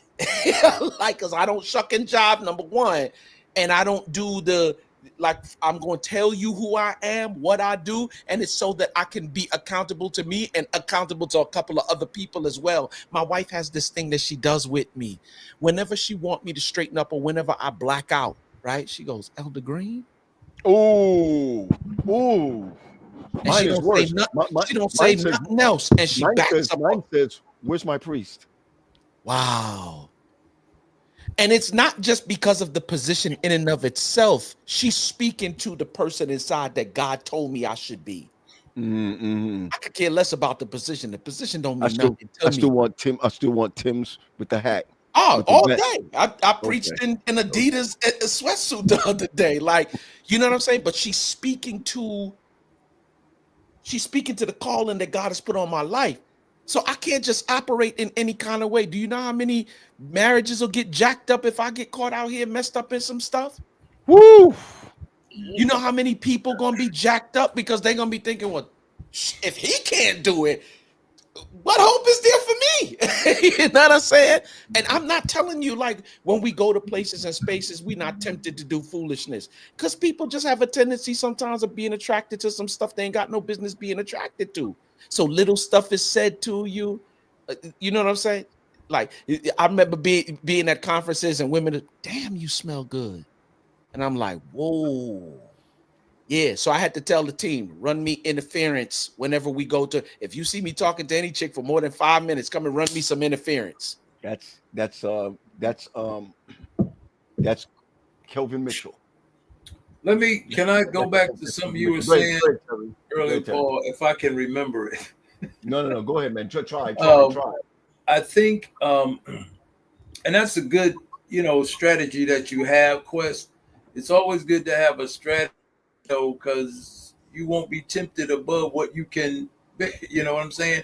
And you're going to in therapy too, Terry, because I got to deal with the inner man on a regular basis. He provides a way of escape. And so I know where you're coming from, because I had to end a therapeutic relationship with a woman, because she came on to me and she was just like, yo, I want to see what, and I was like, so let me just say this, that's not going to happen. And because you expressed that to me, we have to terminate therapy, because I can't, you see what I'm saying? And this was a fine sister that I had to end, therapy with, because I was just like, man, let me just do this now, because I can't risk my license. You see what I'm saying? I can't risk my license for that, because my license is more valuable, and so is my reputation. But going back to something you were saying, Paul, about your grandmother, I think, and Leah, I think, touched on it. It's like she was doing what she thought was best. You see what I'm saying? Based on her own experience. But what you also got to realize too is, a lot of times when somebody wants to do something and the other partner doesn't, going back to what Sade has said, have you talked about some trauma that has happened with you? And you don't understand why this person, you're supposed to be my wife, you're supposed to be my husband, but you haven't talked about that thing. You see what I'm saying? And so it causes, this person gets mad, and next thing you know, you're sitting in divorce court and you never knew what the issue was, because that person never talked about the problem. You see what I'm saying? That traumatic issue. Well, I want to do this. Or why you don't want to do it? Because I just don't want to do it. I don't think we should be doing that. That's not. And then you start bringing in the Bible and God and Jesus and all of that, and really not saying what the real issue is. The real issue is, this happened to me when I was a child, and doggone it, I don't want it. And you're like, oh my God, I didn't even think about that.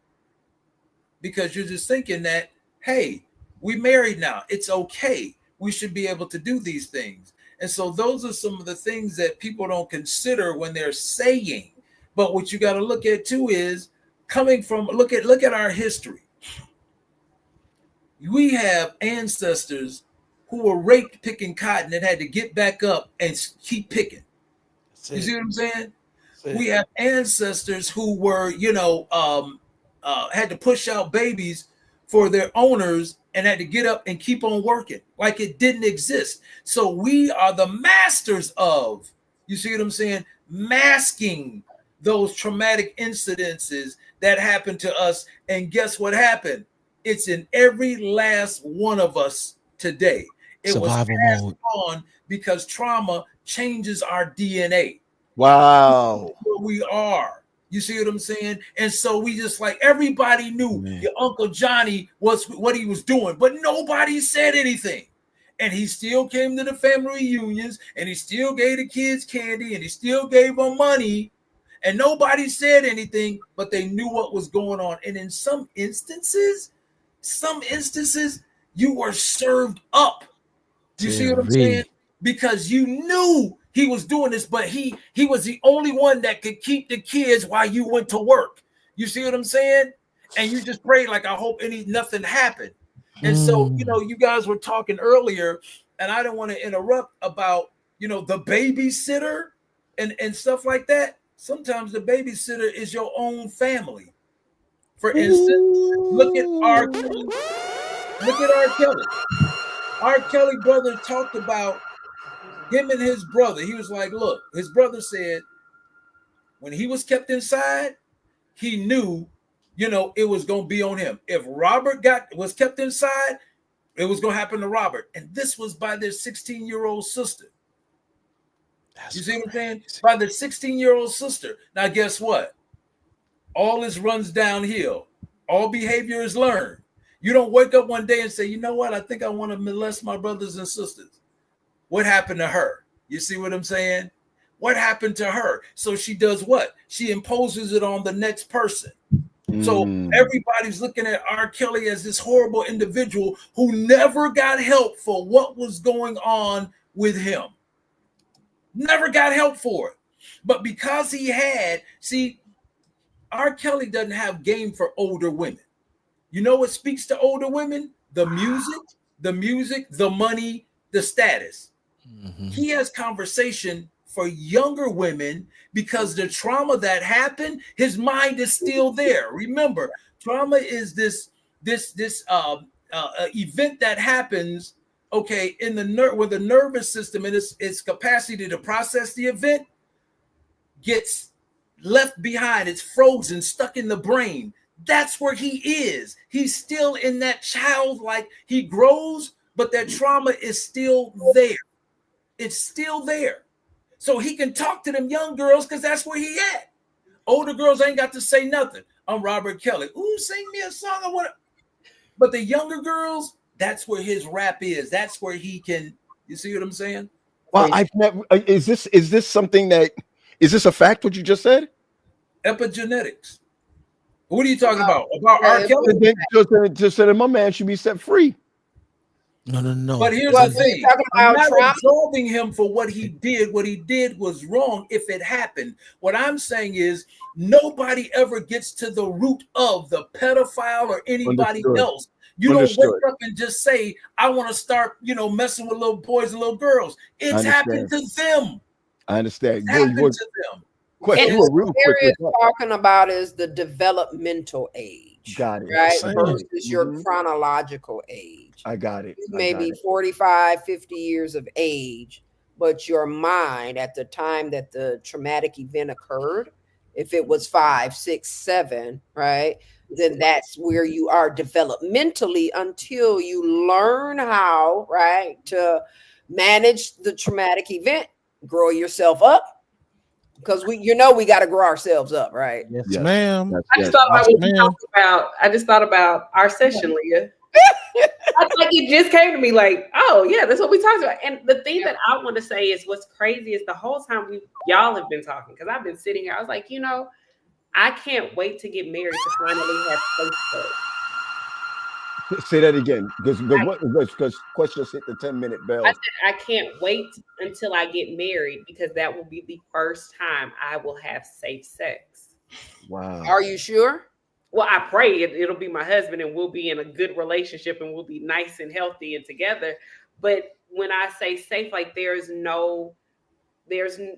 nothing else, right? Like I've said it on the show. I hate Survivor, whatever, but I was sexually abused for years out of my life. And it's so interesting how I've laid down when I didn't want to because I felt like I had to. But that's because that's what I learned. And what we don't talk about is when it happens has a greater impact because if it happens during those formative years, that's how you interpret life. Mine happened way too early to where this is just what life is. This is what sex is. And to unlearn that and then be in a place where I'm like, wow, I cannot wait to want to have sex with somebody.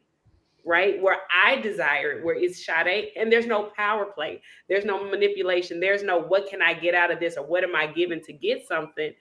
That is something that I think a lot of people don't get to experience because again, the trauma is what's driving us. The trauma Survival mode. I hate it. Move the way that we move instead of saying, you know what? I want my yes to be my yes and my no to be my no. Let me tell you, it's so funny. And Terry said it a while ago that the trauma changes your DNA. Yeah, that thing, Terry, like that was like the slap. I had in my therapy session this week. My therapist was asking me some questions. She was like, "Where in New York are you from?" And I was like, "Brooklyn." And she was like, "You carry?" I was like, "I do." She was like, "When you go to restaurants or when you go to public places where you gotta sit, do you sit with your back to the door?" I said, "Never that." And she was like, "Yeah, you got socialized trauma, and sometimes you wear the thing like a badge, but it's because of the traumas that cause you to respond in this seat like that. You I know where you." She was like, "I know where you live." She's right. She's like, "I know you live in Steel Creek. I know where you live. That ain't nowhere close to the hood." But it's funny that you've not lived in the hood for years, but it's still resident in you. And when you said that thing, Terry, in terms of like for real, when you experience trauma, like it changes your DNA. It always keeps me in survival mode. Right. When I'm not in a place where I got to look at my environment or do anything where I gotta survive. And I'm like, well, how do you get out of that? And she was like, well, number one, you need to like get on your face before God. That's number one. But when these opportunities, because here's the funny thing, because of the way that I do it, I know that if I don't make the adjustments soon, that my children gonna grow up in survival mode because of how you understand. And I was in Pete, when I tell you I was in the session in tears. Why? Because I know that my kids can act with a certain level of entitlement, right? But this is the environment that we wanted for them. But it's the environment that we wanted for them, but my mind is still in survival mode because of the way that I grew up. And here's the funny thing. It's so subtle that you don't even know that you're doing it.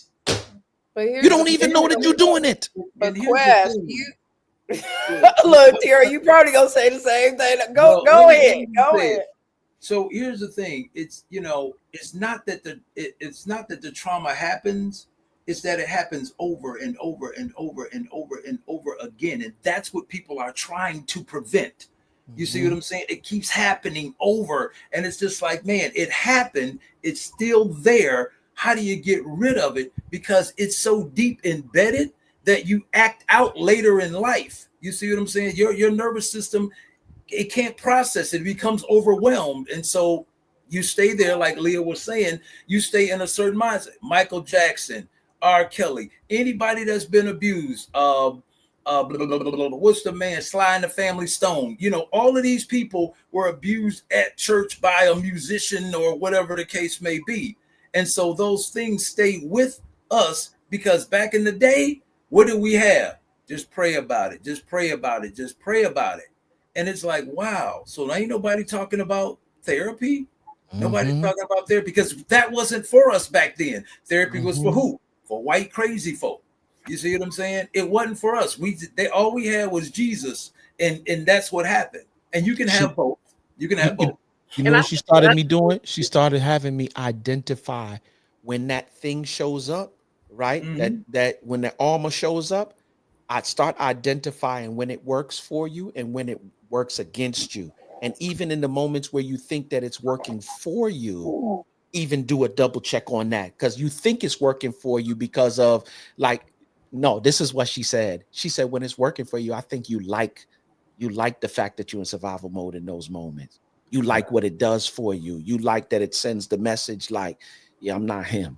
Like, you know what I'm saying? And she said that in those moments, does it really work for you in those moments as well? And I think another, there's chemicals that's emitted when you're right in this fight or flight phase, right? So that hardened exterior, that hood, whatever, that's fight nonstop, right? And so as you get that dumping of these feel-good chemicals that helps you to fight through life, and then you cut that off cold turkey, just like cutting off sex cold turkey and anything else, right? That you may be addicted to, because you can be addicted to anger.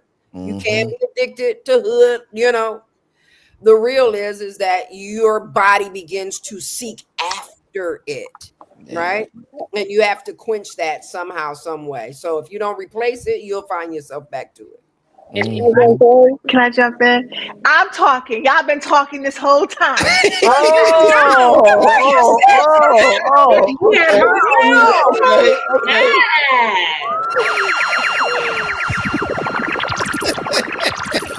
you really talking, Nina? Do you have something to add? I do. Okay. So, I love talking about trauma. It is my specialty. I am certified in it. Love it to the bone. And TP, when you said that, how it changes our DNA, can I just add just a little bit? So I know that bell done rung already, but TP's talking about when the trauma is chronic and unhealed, right? Because there are so many of us who have experienced traumatic events and we have healed from it. Those are not the ones we're talking about. We're talking about the ones that are chronic and they're unhealed. And those things look like the abuse, the racism, the poverty, even war. Those things, they actually affect the way our genes express themselves. You know, so when you talk about like genes are like hardwire, and life events or life experiences like the trauma, they act like software and they get to turn the genes on and off. So like when we talk about trauma, it goes so deep. It's not just what happened to us, it's the impact it has and how it affects us from that moment on. You know, Mina, I'm gonna close on you on what you just said. Yep. I paused in here and I wrote to all of y'all guys that I just love y'all.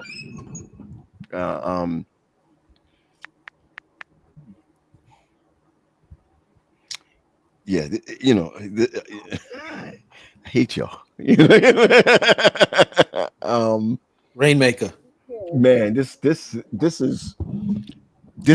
what's real about this is that I'm gonna ask a question around the horn. Okay, just for a second.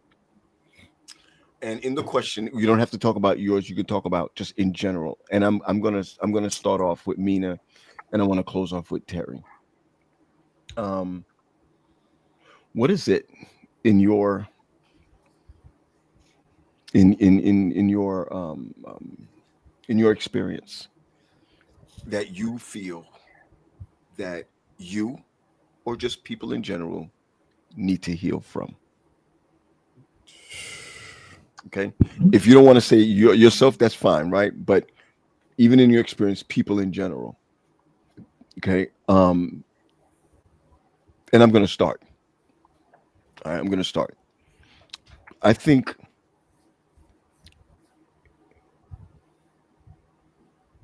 that I would need to heal from FOMO. That's me, right? The fear of missing out.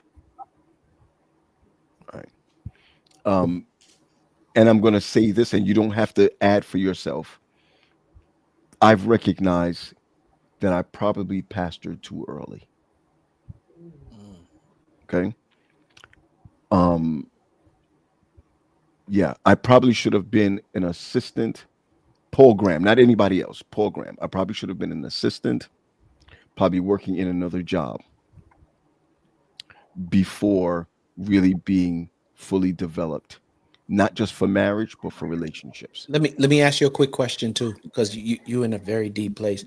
Do you believe, because you was a talented as a pastor, P?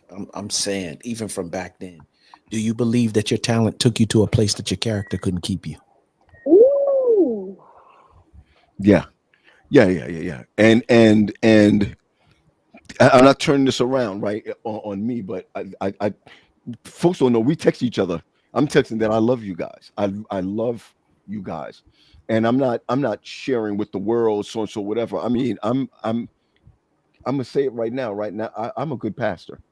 I'm a good No, pastor. you're a great pastor, Right. bro. All jokes And aside. and I'm gonna say this because I had a conversation with my brother the other day, and it's not supposed to go this long because I don't want y'all to go that long. We just said you stop me to say that. What I've learned I'm supposed to always finish last, but I got to go first. Where I have learned really that I've said to Pat today, Pat, this weekend at Oakwood, I realized that I'm a good father.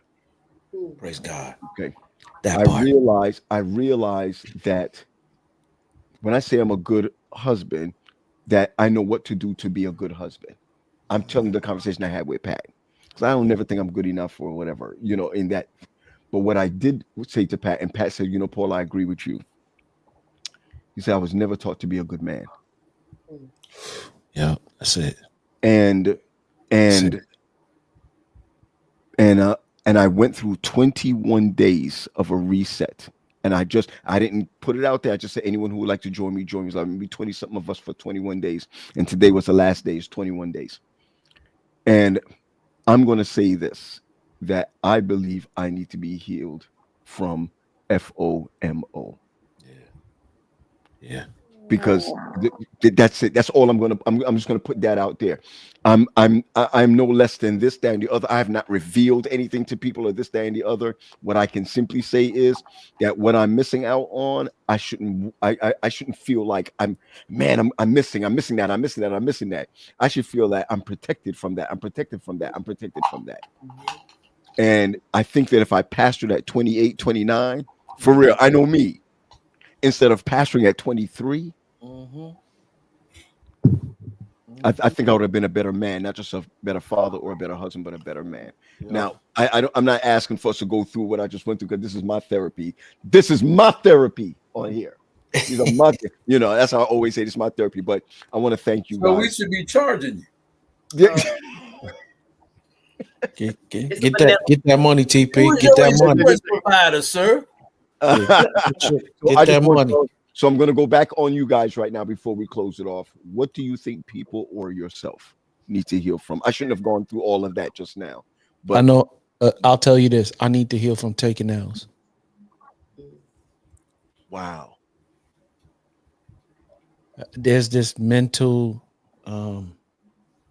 turmoil that I go through when I take an L. Wow, that's my first elder.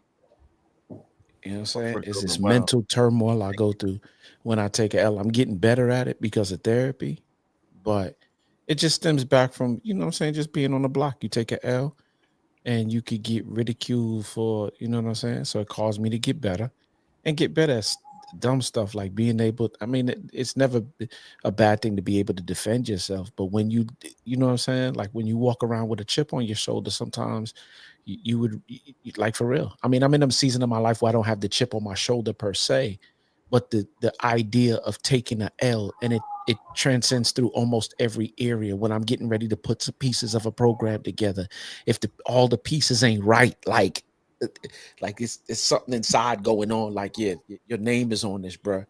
You know what I'm saying? Like, and if I don't know that it's gonna be fresh, then I kind of back up off of it. But yeah, long story short, if I needed to be healed from one thing, it would be from that, from taking L's. Like, it's okay. And here's the funny thing: I know what the equation to success is. It's fail, fail, fail, fail, fail, fail, and then one day success. Wow. Shout out to Adventist Music Network. they've pushed this so far just now. I just look at the thing, it's like way ahead. Thank you guys, thank you so much for that. Yeah. Can I just kind of piggyback a little bit on what Quest was saying? Yeah, And I know we're trying to wrap this up. no, go ahead. I want to put this out here. When we're talking about healing, I just want us to look at it from a practical standpoint. If you have a wound, that wound heals. There's still going to be, right, a mark. Yeah. And sometimes there may even be pain that still resurfaces. So I don't ever want us to get to the point where when we keep talking about healing and therapy, like that, we don't ever encounter this thing again, because you will. You learn to manage it. That's right? the part. But it doesn't, right? Whatever is downloaded in the brain and the body, it's there forever. It ain't going nowhere. Wow. Learn how to manage that thing. I got you. Your reactions are different. Your reactions to those things when it comes around are different. Yeah. So you learn how to cope with it. You learn how the mental reframing, right? And as Terry has that brain up there, right? You can, do some other things, but the reality is when it's downloaded. Yeah. As Leah is saying, anything, the brain is like this huge, Excel file. Whatever, it's just going, everything you put in there is stored in there. So she's absolutely right, because I always tell people, if you got a broken bone, it'll heal, but it's not 100% like it was before. You see what I'm saying? So the trauma is always there. Now, if you've healed, you never heal at 100%. You can do better. You can do much better, but it's still there. So you look at it differently. You look at, okay, this is the way I'm going to move. I've learned, I've healed, I've done whatever, but it's still going to have an effect. The question is, what type of effect is it going to have on you? Yes, sir. I understand. You can fully engage again, or what I teach my clients is you can zero response. You see what I'm saying? I'm a zero response that. I'm not even giving that. This right here is I'm going to put this on the shelf. This is a tomorrow issue. I'm not going to deal with that right now. This is a tomorrow issue. Okay? So you start thinking differently about it. But if you are not, healed, and I use that with inverted commas, every time that, those energies hit those spots, it's what you have, trauma experiencing. It's there. And so you do whatever you do. And a lot of times we do ineffective behaviors that we think work. They never do, but we keep choosing them anyway, because that's what we've learned. I love that. No, Mina, you're last. Sade.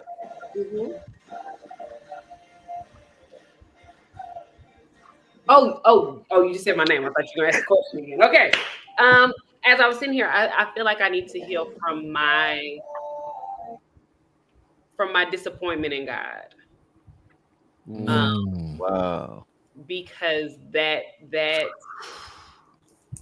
when it's triggered really big.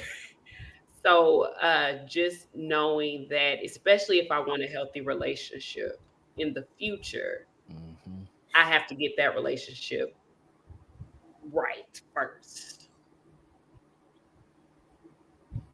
Yep, that's it. Okay. Mina? I was in a session with a client today, and we were talking about this very thing. And all of this client's issue goes back to rejection and abandonment. And I was thinking, like, my goodness, that is more than half of the population. And I'm not just talking about like healing from the obvious, and I'll stick with rejection. I'm not talking about the obvious kind, but that quiet kind of cutting kind, the one that kind of sinks deep and just sort of settles in your soul. And as we were talking, she and I started talking about rejection from parents, right? Not being chosen emotionally, even when they were physically present, being compared to your siblings, feeling like love had to be earned through like grades, obedience, silence. You know, even growing up faster than we should have, parenting the ones who, you know, we are our siblings and protecting them, but no one's there protecting us. So yeah, I think rejection. I think if we could start to identify what that looks like and start working through that, a lot of our attachment issues will be worked out. Mm-hmm. Yeah, I love you guys. That's it. That's it. I don't want no music, no nothing. I want to thank everybody for just spending some time with us today, tonight. Um, that's what happens when we don't talk in 2 weeks. You know what I mean? Yeah, I was vexed, man, that I could not be a part of the. I was vexed, No, no, but no, I no. was like, Now you were throwing the words over. You were throwing the words over. So Leah, thank you so much. Thank you so much. I'm going to drop you off for a moment. I'm going to drop you off for a moment. You're going to drop you off. Wait for us. Wait for us. Um, Terry, just wait for us in the other room. Thank you, man. I'm gonna tell you again. Thank you. Thank you. Man, Welcome. thank you. Thank you. Mina, I just really think that all the statements that you were bringing to the table from wherever you were, thank you. I mean, that whole thing concerning trauma and dealing with trauma and I think we don't know how traumatized we are until we sit with individuals that can help us open that up, especially through the spirit. Okay. I want to say, I want to thank you for sharing your story. You Yeah. know, you shared it on a platform that is, we don't even know where this thing goes, right? And Mhm. to share that, you know, I want to commend you for that because that's not an easy thing to share. It's like you jumped on it and jumped off it, but we heard you. Gotcha. So Gotcha. I want to say, I appreciate you for sharing that. We'll check y'all Mm. in the green That was room. We'll check in bold. the green room. It's bold. Okay. I'm too old to be bold. All right, good. All right, cool. Sade, Yes. hurry up and get married. We tired of you. Let me say, I'm doing my part. Okay, okay, good. All right, good. Doing my And part. thank you for just sharing and helping others who may be in the same For situation. real, for real. I think that when you talk about healing and hey God, what you doing right now? And I think It- the thing is, we've been told that we can't like question God. We can't. And what I've learned is if I can't have hard conversations with anybody else, that's the one being I should be able to go to and say, "You hurt me." Right? God can handle me saying, "You hurt me. I feel abandoned by you." Mina was talking about rejection and those things, but how does that feel when you feel like that's coming from God? How Mm, like how do you sit and process rejection from God, abandonment from God?